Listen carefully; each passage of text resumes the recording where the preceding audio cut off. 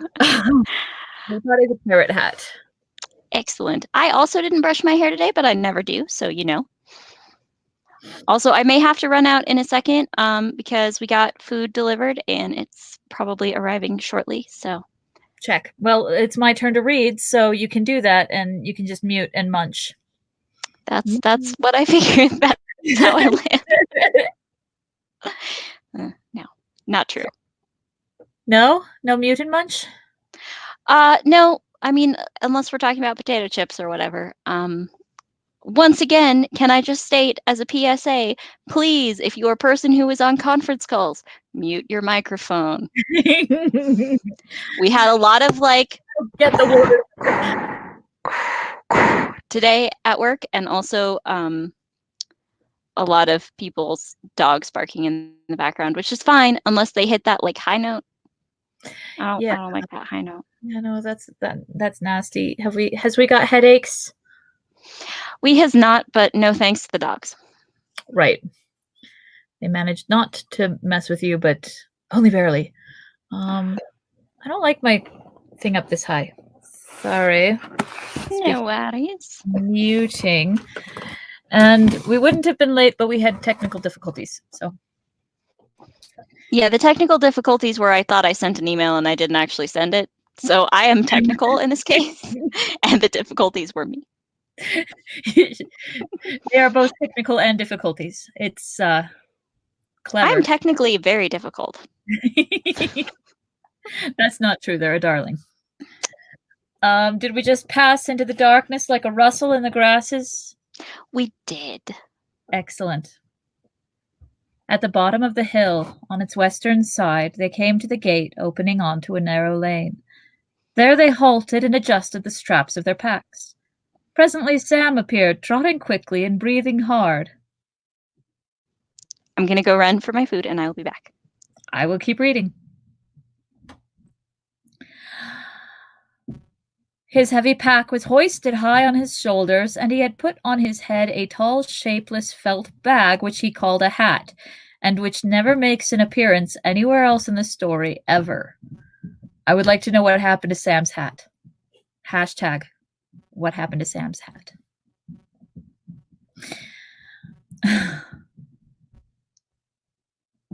In the gloom, he looked very much like a dwarf.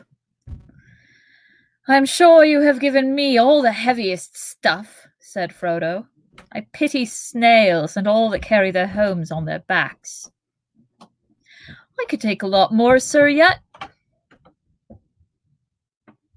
"My packet is quite light," said Sam stoutly and untruthfully. "No, you don't, Sam," said Pippin. "It's good for him. He's got nothing except what he ordered us to pack. He's been slack lately, and he'll feel the weight less when he's walked off some of his own." "Be kind to a poor old hobbit," laughed Frodo. "I shall be as thin as a willow wand, I'm sure, before I get to Buckland. But I was talking nonsense. I suspect you have taken more than your share, Sam, and I look... I was saying I just want to show you how delicious my food looks. Oh. Support your local restaurants during this trying time. The ones that are still delivering and doing takeout. Yes, them. What also, kind of?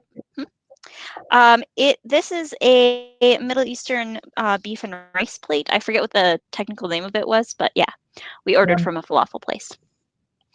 It gonna be delicious. Woo!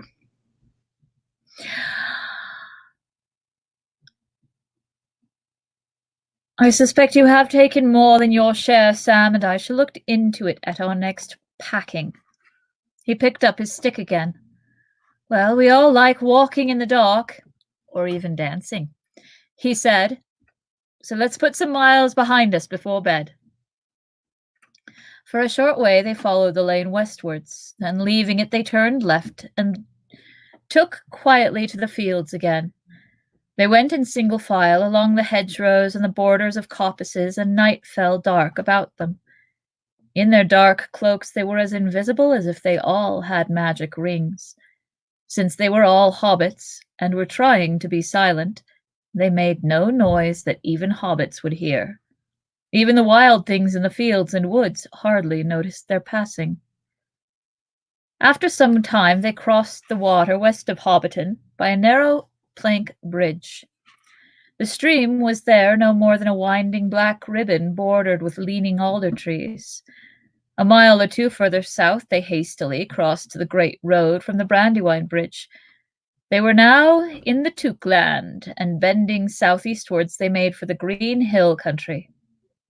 As they began to climb its first slopes, they looked back and saw the lamps in Hobbiton far off, twinkling in the gentle valley of the water. Soon it disappeared in the folds of the darkened land and was followed by Bywater beside its grey pool. When the light of the last farm was far behind, peeping among the trees, Frodo turned and waved a hand in farewell. "I wonder if I shall ever look down into that valley again," he said quietly. He's kind of emo.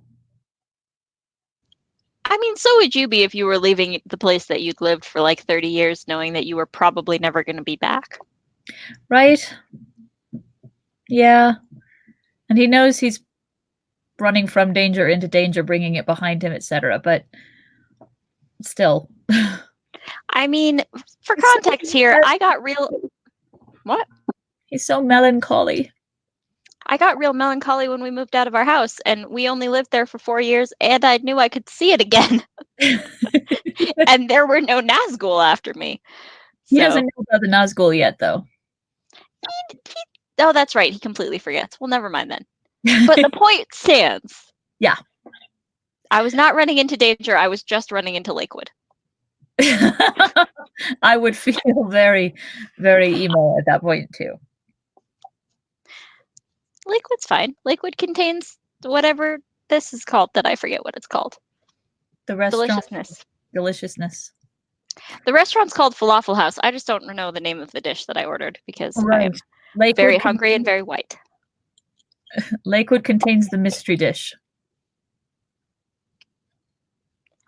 That doesn't make it sound as appealing as it actually is.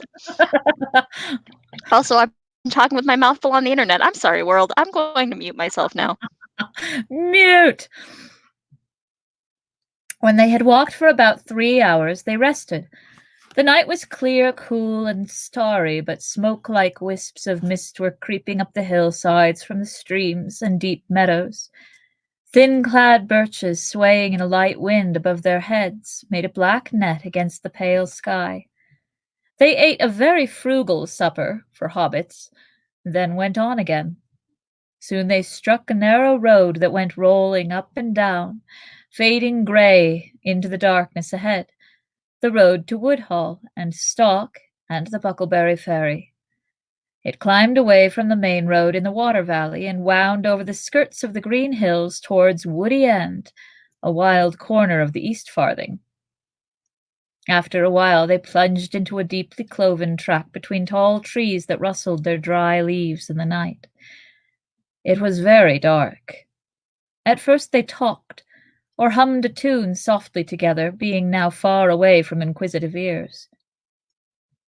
Then they marched on in silence, and Pippin began to lag behind. At last, as they began to climb a steep slope, he stopped and yawned.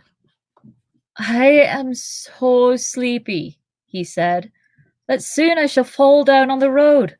Are you going to sleep on your legs? It is nearly midnight." "I thought you liked walking in the dark," said Frodo. "But there is no great hurry.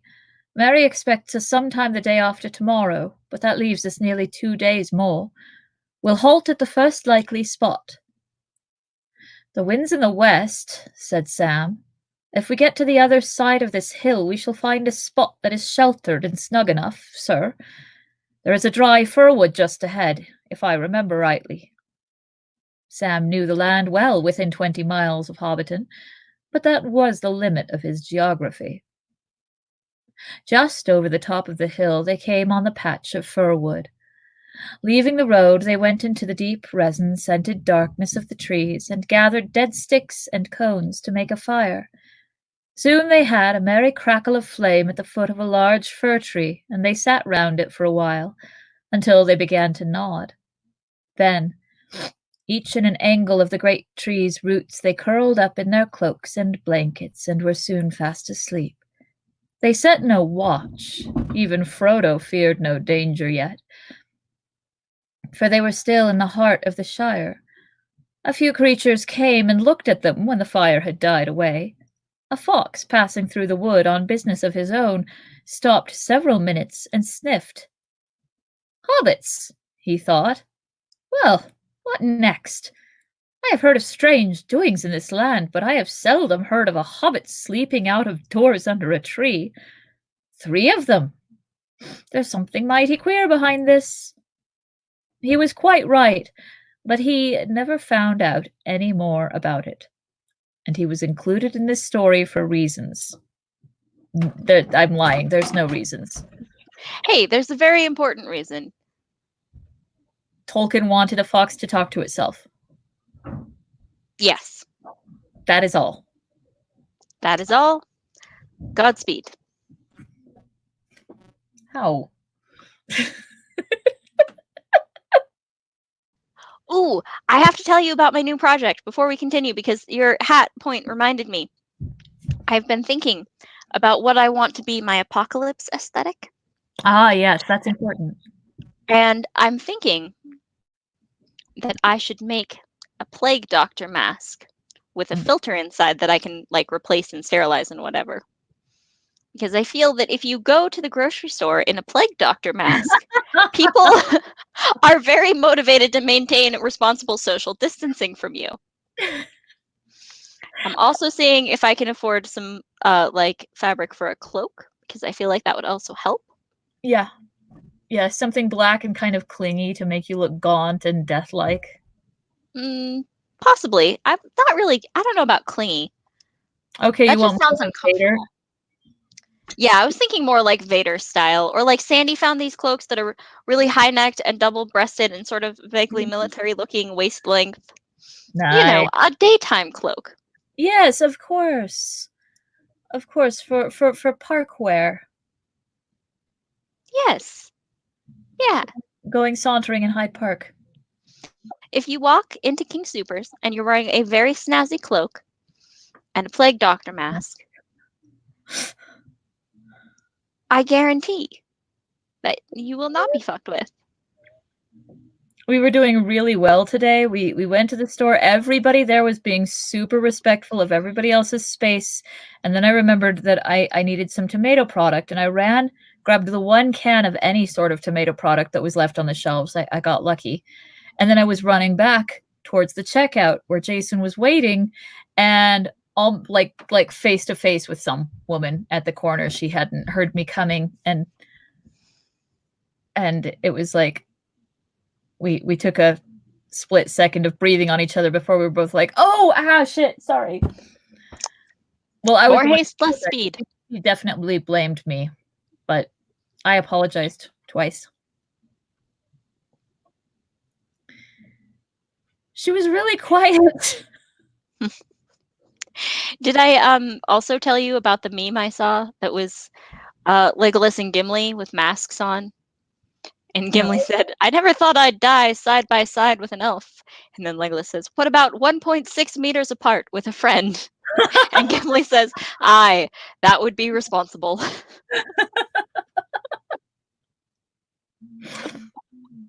It's awesome. All right, now that I've told you about that, we can return to the book. I needed to share.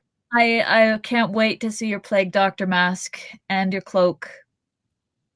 I think I keep meaning to be fashionable, but I just keep wearing my old clothes, which aren't remotely apocalyptic at this point.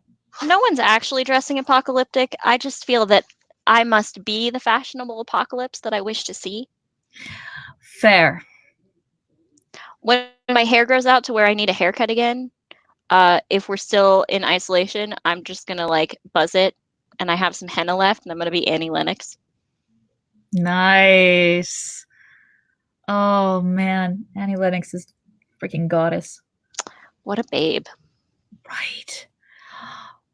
I saw in one of those lists of things that will make you laugh, she has a letter that was written in, I don't know, 2016 From someone saying, "Hey, I run a college radio program and I heard some of your songs and I thought maybe you could use a big break."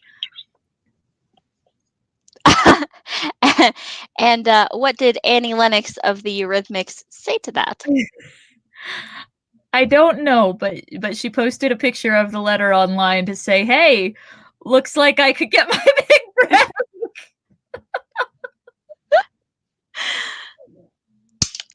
Sorry, I'm leaning out of frame because my computer needs to be plugged in and I need to get the charge cord. There we go. Also, I might go get some water. So, I'll be about.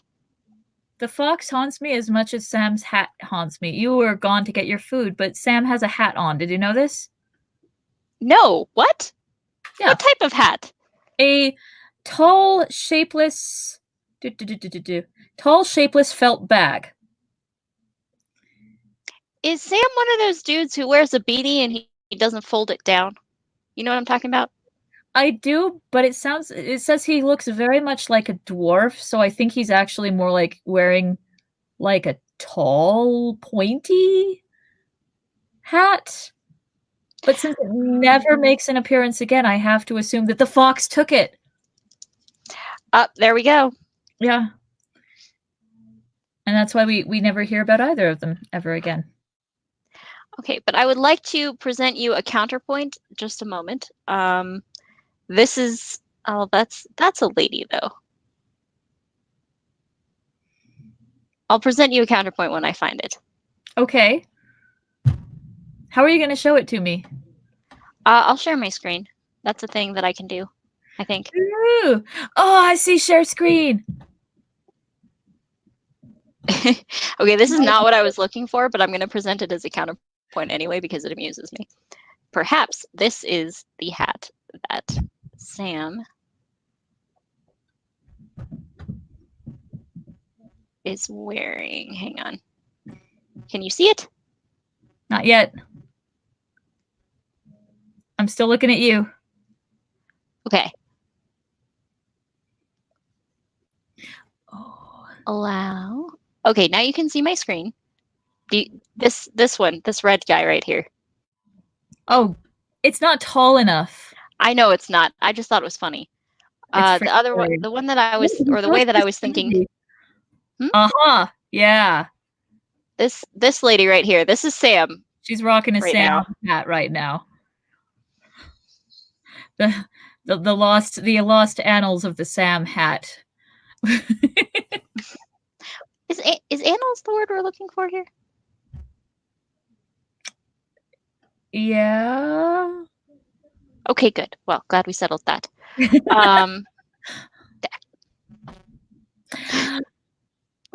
If you come up with a better one, just shout it out and I'll know what you're talking about. Chronicles? There we go. All right. I'm gonna go get water. Okay. The morning came pale and clammy. Frodo woke up first and found that a tree root had made a hole in his back and that his neck was stiff. Walking for pleasure. Why didn't I drive? He thought, as he usually did at the beginning of an expedition. And all my beautiful featherbeds are sold to the Sackville Bagginses. These tree roots would do them good. He stretched. Wake up, hobbits, he cried. It's a beautiful morning. What's beautiful about it? Said Pippin, peering over the edge of his blanket with one eye.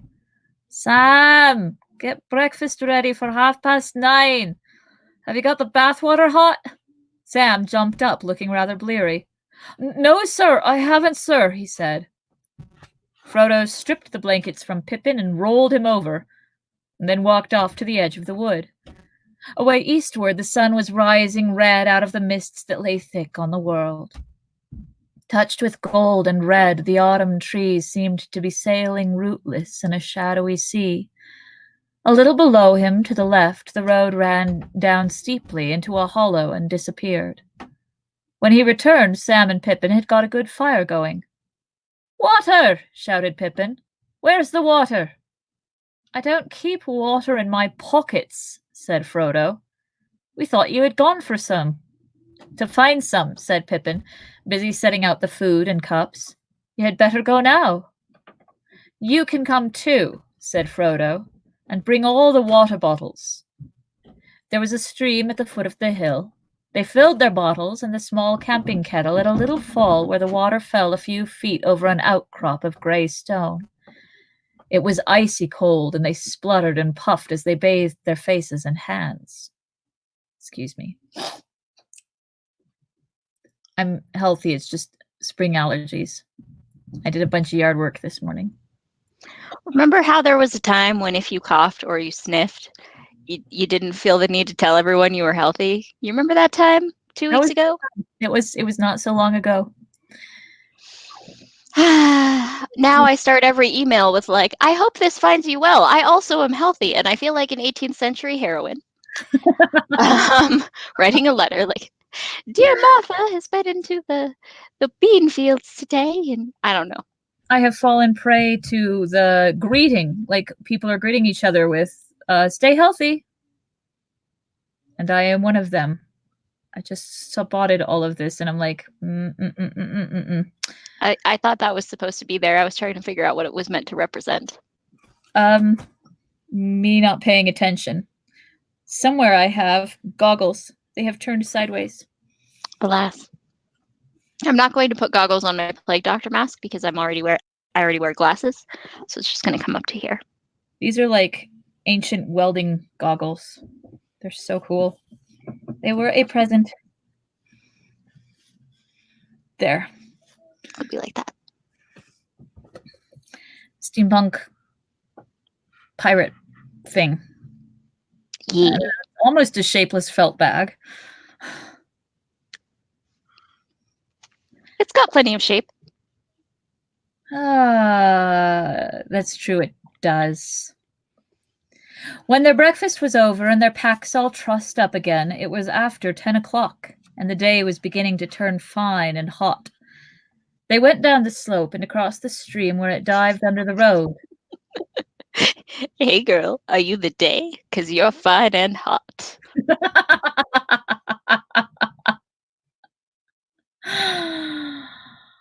They went down a slope and across the stream where it dived under the road, and up the next slope and up and down another shoulder of the hills. And by that time their cloaks, blankets, water, food, and other gear already seemed a heavy burden. The day's march promised to be warm and tiring work. After some miles, however, the road ceased to roll up and down. It climbed to the top of a steep bank in a weary, zigzagging sort of way, and then prepared to go down for the last time. Hey, girl, are you prepared to go down for the last time?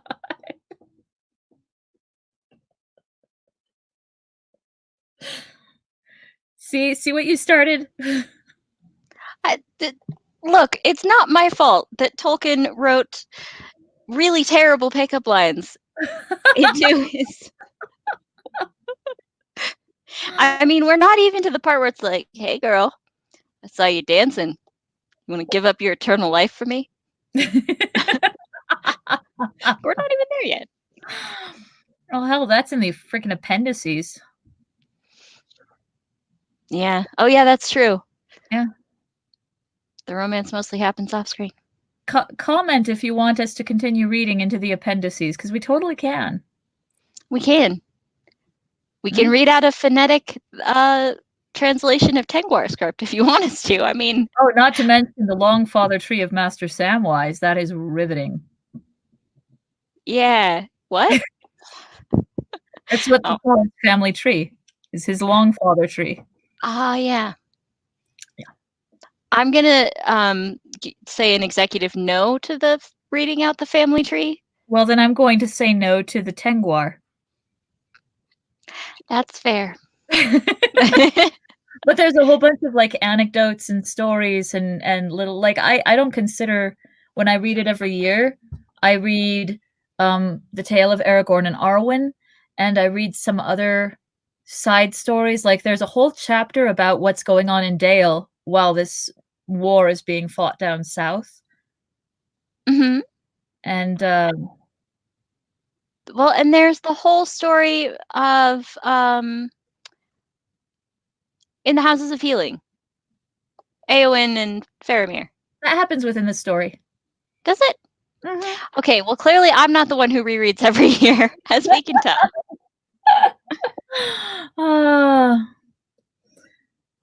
Do.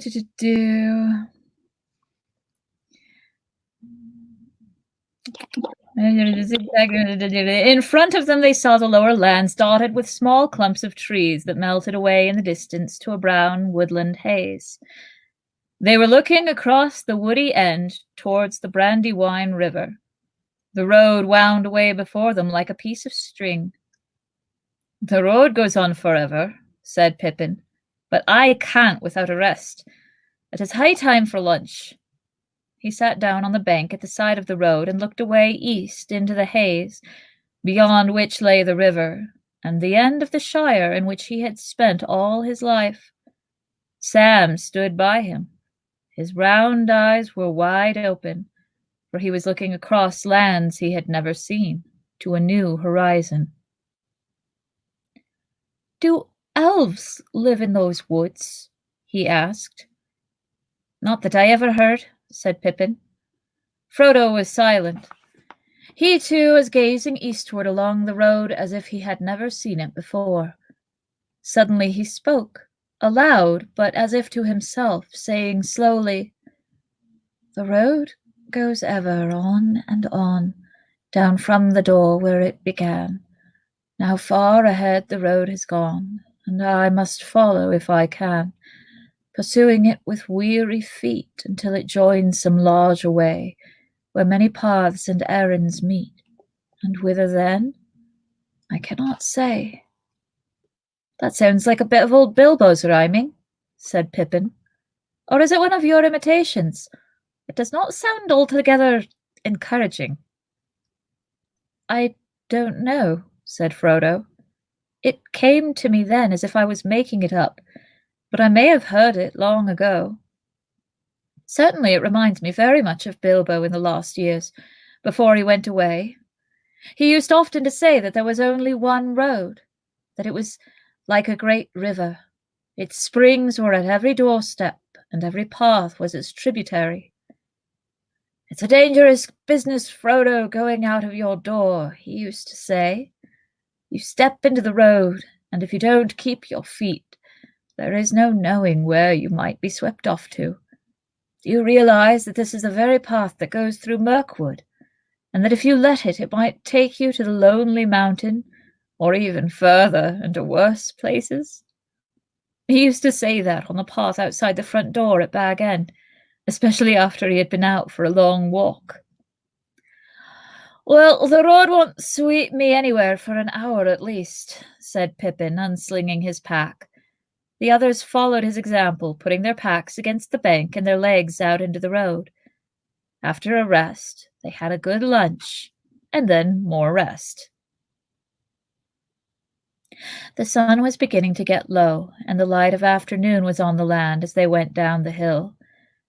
So far they had not met a soul on the road.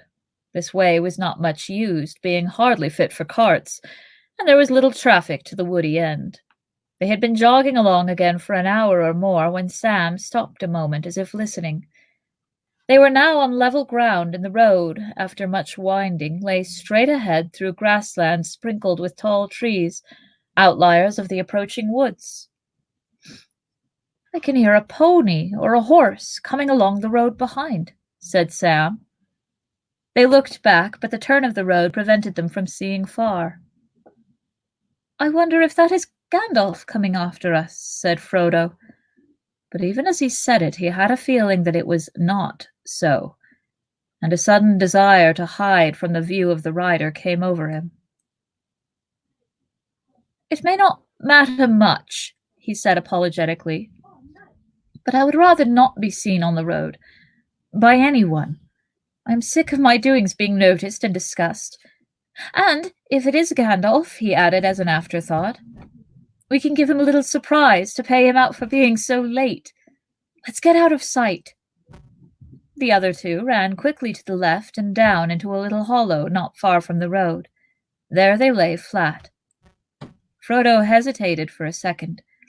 Curiosity, or some other feeling, was struggling with his desire to hide. The sound of hoofs drew nearer. Just in time, he threw himself down in a patch of long grass behind a tree that overshadowed the road. Then he lifted his head and peered cautiously above one of the great roots. Round the corner came a black horse, no hobbit pony, but a full-sized horse, and on it sat a large man who seemed to crouch in the saddle, wrapped in a great black cloak and hood, so that only his boots in the high stirrups showed below. His face was shadowed and invisible. When it reached the tree and was level with Frodo, the horse stopped. The riding figure sat quite still with its head bowed, as if listening. From inside the hood came a noise as of someone sniffing to catch an elusive scent. The head turned from side to side of the road. A sudden, unreasoning fear of discovery laid hold of Frodo, and he thought of his ring. He hardly dared to breathe, and yet the desire to get it out of his pocket became so strong that he began slowly to move his hand. He felt that he had only to slip it on, and then he would be safe. The advice of Gandalf seemed absurd. Bilbo had used the ring. And I'm still in the Shire, he thought, as his hand touched the chain on which it hung. At that moment the rider sat up and shook the reins. The horse stepped forward and walking slowly at first, and then breaking into a quick trot.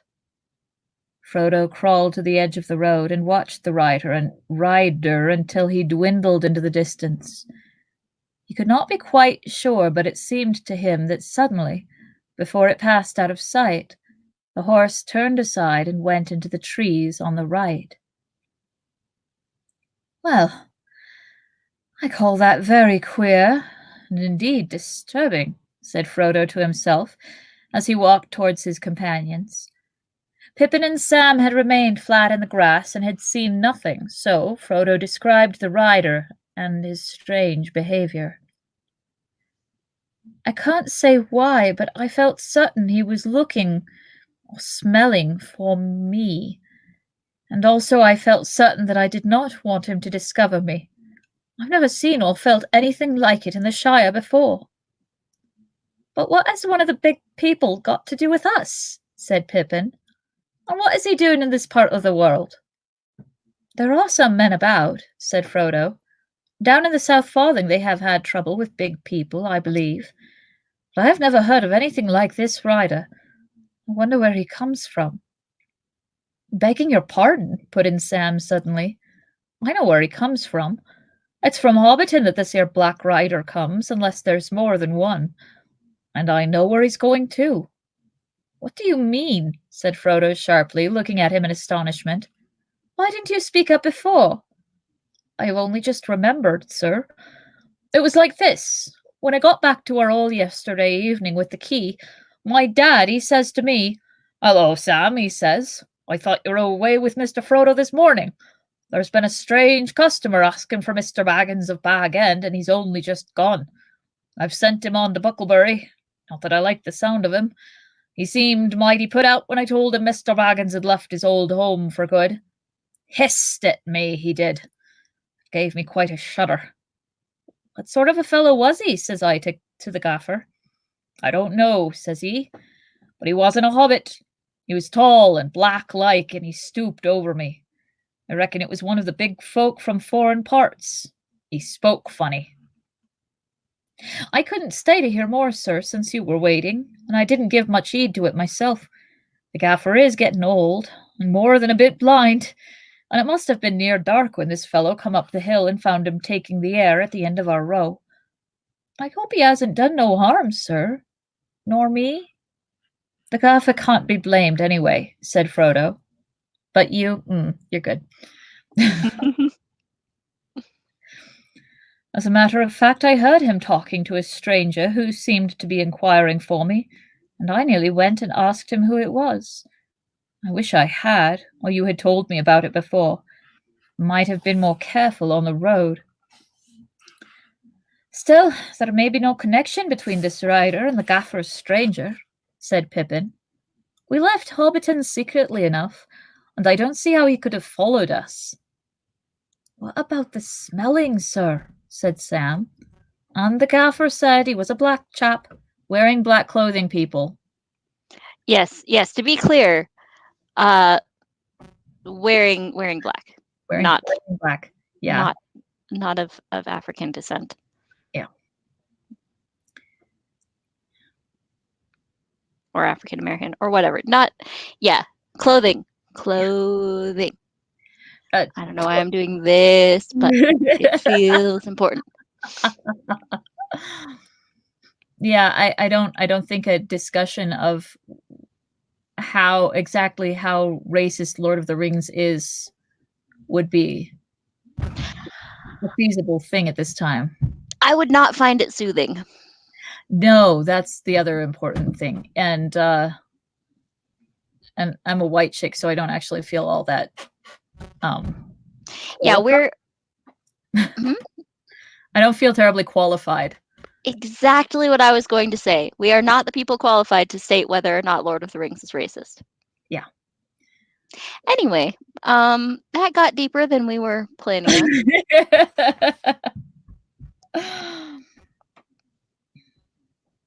Nom. I wish I had waited for Gandalf, Frodo muttered, but perhaps it would have only made matters worse. Then you know or guess something about this rider? Said Pippin, who had caught the muttered words. I don't know, and I would rather not guess, said Frodo. All right, Cousin Frodo, you can keep your secret for the present, if you want to be mysterious. In the meanwhile, what are we to do? I should like a bite and a sup, but somehow I think we had better move on from here. Your talk of sniffing riders with invisible noses has unsettled me. Yes, I think we will move on now, said Frodo, but not on the road, in case that rider comes back or another follows him. We ought to do a good step more today. Buckland is still miles away. The shadows of the trees were long and thin on the grass as they started off again. They now kept a stone's throw to the left of the road, and kept out of sight of it as much as they could. But this hindered them, for the grass was thick and tussocky, and the ground uneven, and the trees began to draw together into thickets. The sun had gone down red behind the hills at their backs, and evening was coming on before they came back to the road at the end of a long level over which it had run straight for some miles. At that point it bent left and went down into the lowlands of the Yale, making for Stock. But a lane branched right, winding through a wood of ancient oak trees on its way to Woodhall. That is the way for us, said Frodo. Not far from the road meeting they came on the huge hulk of a tree. It was still alive and had leaves on the small branches that it had put round the broken stumps of its long fallen limbs. But it was hollow and could be entered by a great crack on the side away from the road. The hobbits crept inside and sat there upon a floor of old leaves and decayed wood. Hey, girl. Are you hollow, or can you be entered by a great crack?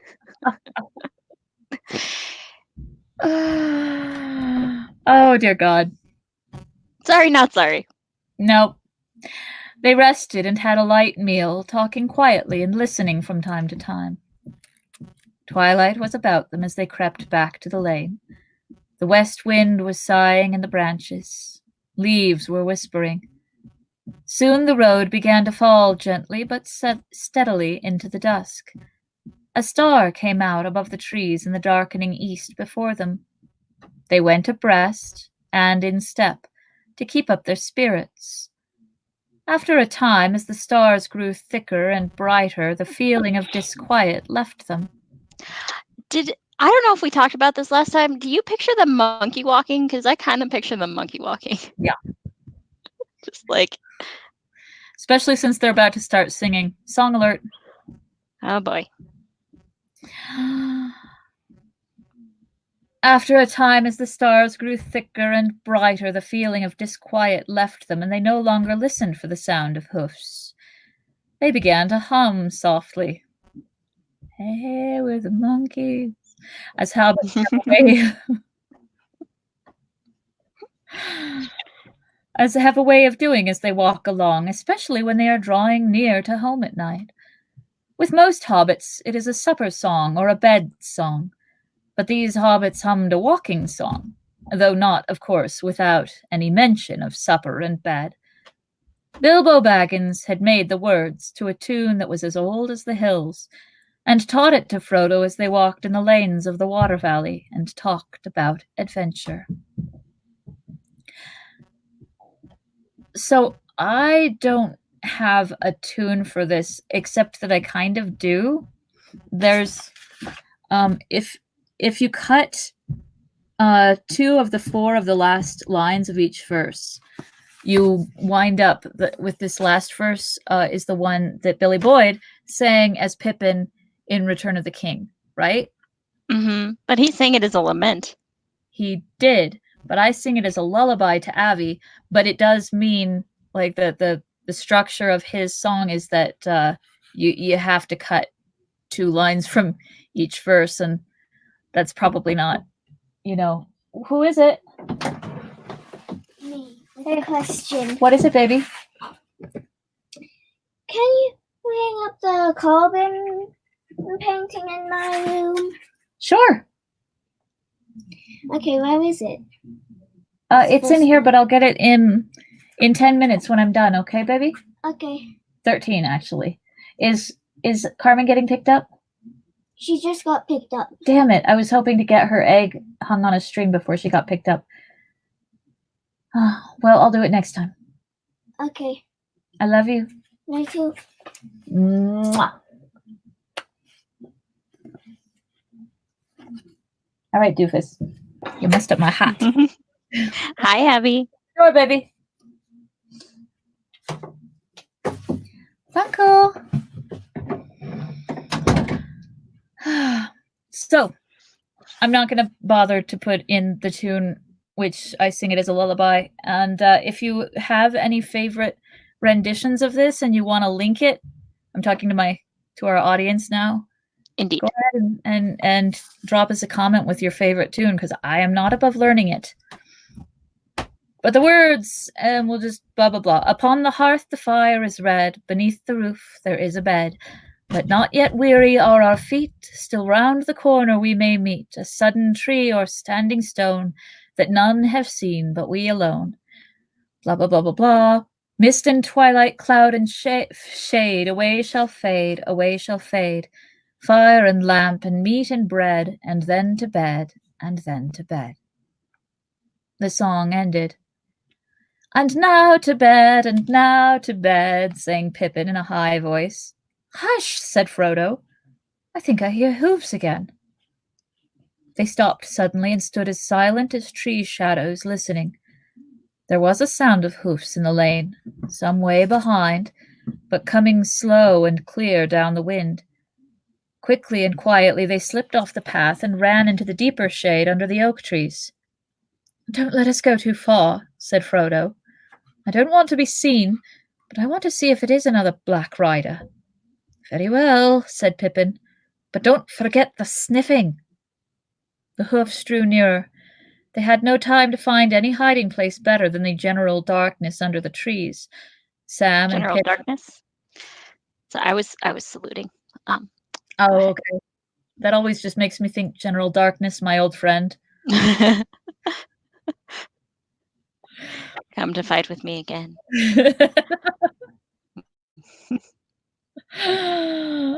Awesome.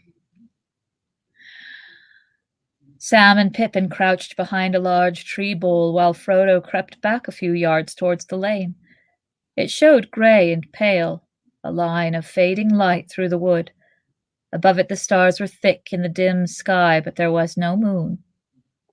The sound of hoofs. Just the space station. Right? It's not a moon.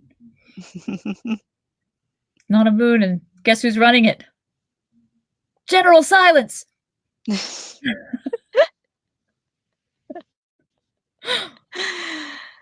Good, good. Hello, darkness, my old friend. I am Darth Ness.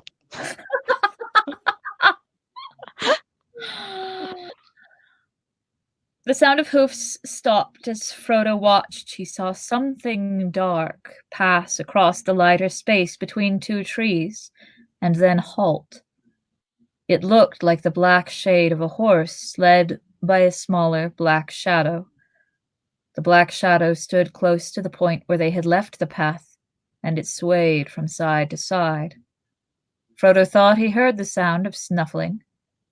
The shadow bent to the ground and then began to crawl towards him. That's creepy as hell. Right? Kick it! Kick it with fire!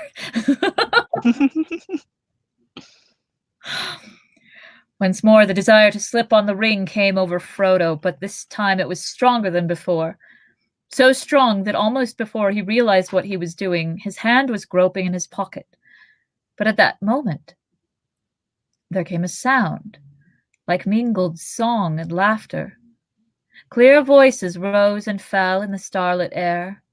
The black shadow straightened up and retreated. It climbed onto the shadowy horse and seemed to vanish across the lane into the darkness on the other side. Frodo breathed again.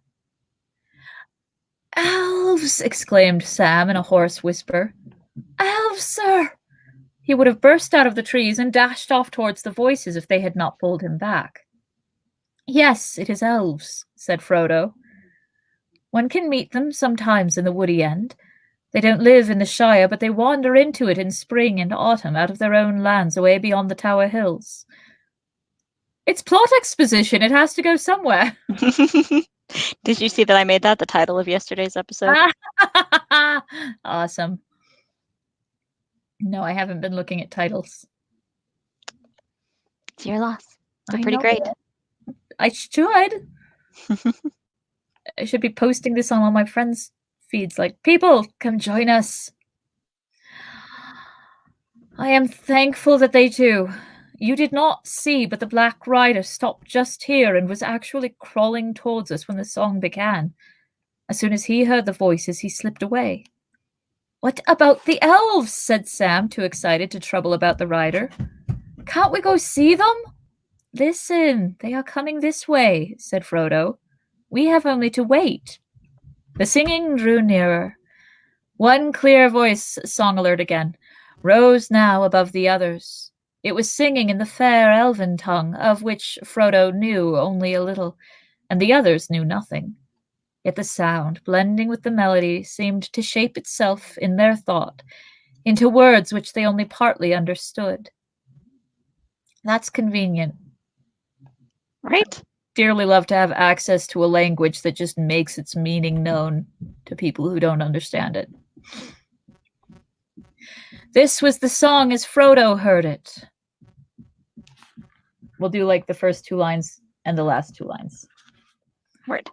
Snow white, O lady clear, O queen beyond the western seas, O light to us that wander here amid the world of woven trees.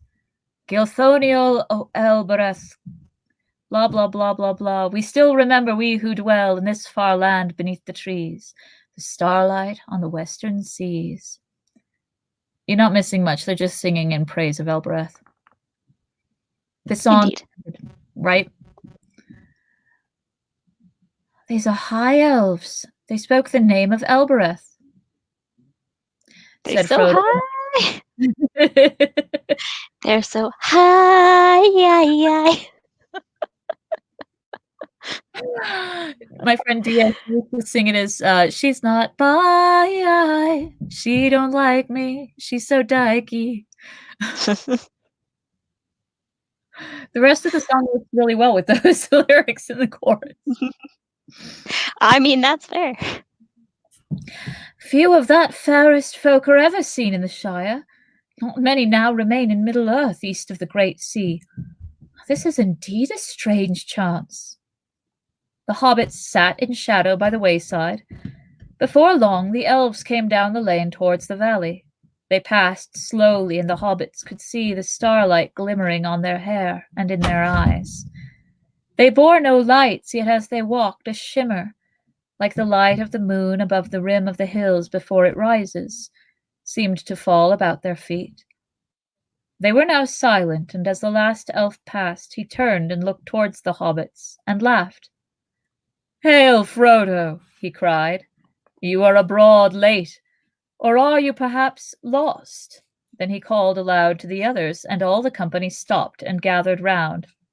"This is indeed wonderful," they said. "3 hobbits in a wood at night. We have not seen such a thing since Bilbo went away. What is the meaning of it?" "The meaning of it, fair people," said Frodo, "is simply that we seem to be going the same way as you are. I like walking under the stars, but I would welcome your company."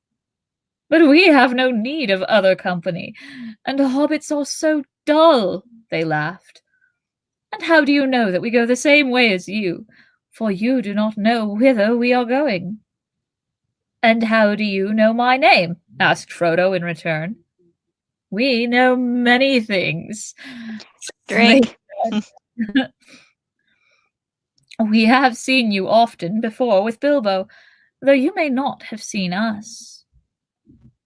"Who are you, and who is your lord?" asked Frodo. "I am Gildor," answered their leader. Leador. I am their leader, Gildor. Gildor, the leader. The elf who had first hailed them. "Gildor and Glorion of the house of Finrod. We are exiles, and most of our kindred have long ago departed, and we too are now only tarrying here a while, ere we return over the great sea. But some of our kinsfolk dwell still at peace in Rivendell. Come now, Frodo, tell us what you are doing, for we see..." Can I just briefly say that I think it's just a pretty good sea. You don't think it's a great sea? Nah, just pretty okay. It's okay. It's a mediocre sea. But is it how does it look in those pants? Is it wide?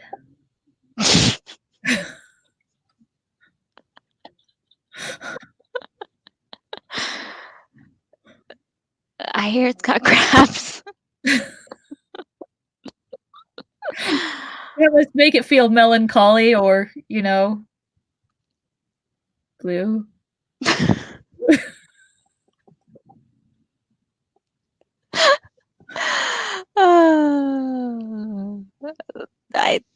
Yep. Come now, Frodo, tell us what you are doing, for we see that there is some shadow of fear upon you. "Oh, wise people," interrupted Pippin eagerly. "Tell us about the Black Riders." "Black Riders," they said in low voices. "Why do you ask about Black Riders?" Rhubarb. That's what I was picturing. Sorry, go ahead. Because 2 Black Riders have overtaken us today, or one has done so twice," said Pippin. "Only a little while ago he slipped away as you drew near." The elves did not answer at once, but spoke together softly in their own tongue. At length Gildor turned to the hobbits. "We will not speak of this here," he said. "We think you had best come now with us. It is not our custom, but for this time we will take you on our road, and you shall lodge with us tonight, if you will." "Fair folk, this is good fortune beyond my hope," said Pippin. Sam was speechless. "I thank you indeed, Gildor and Glorion," said Frodo, bowing. "Alencila lumen omantielvo.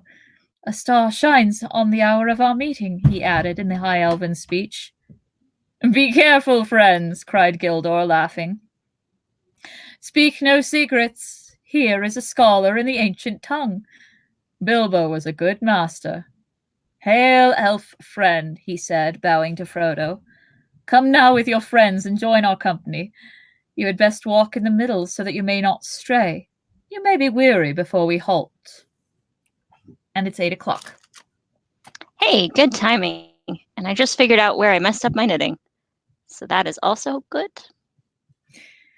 Yes, because now it's fixable, right? Yeah, I'm just fixing it right now. I was just trying to figure out, I was like, this is not lining up properly, but I don't know where I miscounted. You know? I don't, because I don't do any yarn crafts. It's one of those things I never got into. That's all right. You do the quilts, I'll do the yarn crafts. Yep, Between us, will be warm in the winter. absolutely.